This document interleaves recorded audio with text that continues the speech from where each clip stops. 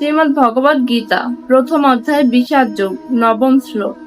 अन्ये च बहवः सूरा मदर्थे त्यक्त जीविता ननशस्त्र प्रहारण सर्वे শুদ্ধ বিশারদা।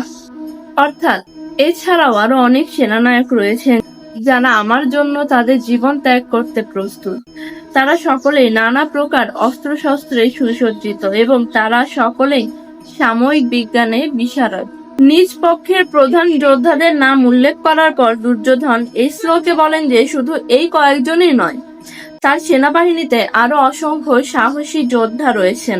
তারা সবাই তার পক্ষে যুদ্ধ করতে এবং প্রয়োজনে নিজের জীবন উৎসর্গ করতেও প্রস্তুত।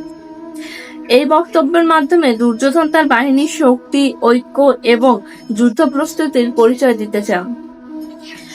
শ্লোকে ব্যবহৃত মাদার্থে ত্যক্ত জীবিতা কথাটির অর্থ আমার জন্য জীবন ত্যাগ করতেও প্রস্তুত। এই বাক্যটি দুর্যোধনের আত্মবিশ্বাস প্রকাশ করলেও তার মধ্যে তার অহংকারও ফুটে ওঠে। তিনি মনে করতেন তার সেনারা তার প্রতি এতটাই অনুগত যে তার স্বার্থ রক্ষার জন্য প্রাণ দিতেও দ্বিধা করবে না। কিন্তু বাস্তবে এই অনুগত্যের মূল ভিত্তি ছিল রাজকীয় কর্তব্য, প্রতিশ্রুতি ও ব্যক্তিগত সম্পর্ক, ধর্মের প্রতি সমান নিষ্ঠা নয়।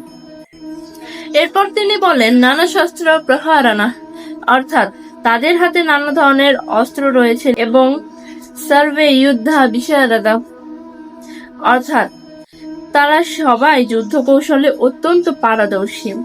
এতে বোঝা যায় কৌরব সেনাবাহিনীর সংখ্যায় যেমন ছিল বিশাল, তেমনি যুদ্ধের প্রশিক্ষণ ও অস্ত্রসজ্জার দিক থেকেও অত্যন্ত শক্তিশালী ছিল।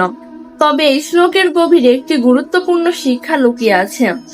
বাহ্যিক শক্তি, বিশাল সেনাবাহিনী, উন্নত অস্ত্র এবং প্রাণপণ অনুগত্য, এই সবই মূল্যবান, কিন্তু যদি সেই শক্তি ন্যায় ও ধর্মের পক্ষে ব্যবহৃত না হয় তবে তা শেষ পর্যন্ত স্থায়ী বিজয় এনে দিতে পারে না।